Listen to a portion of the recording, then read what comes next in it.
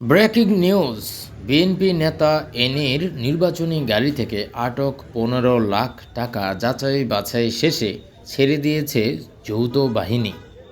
জামায়াতের যারা কর্মী আছে, শিবিরের যারা কর্মী আছে, তারা সোশ্যাল মিডিয়ায় সেটাকে বলছে ৮০ লক্ষ টাকা, কোথাও কোথাও সেটাকে ২ কোটি টাকাও বলা হচ্ছে।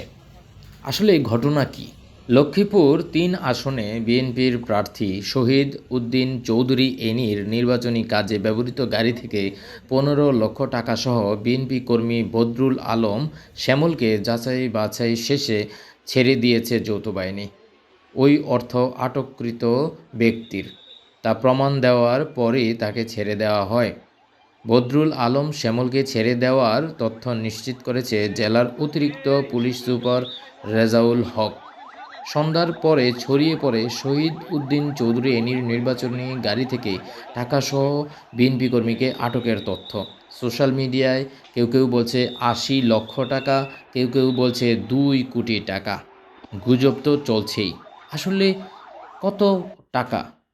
সংবাদ মাধ্যম যমুনা টিভি বলছে ১৫ লক্ষ টাকা, তারা নিউজও করেছে।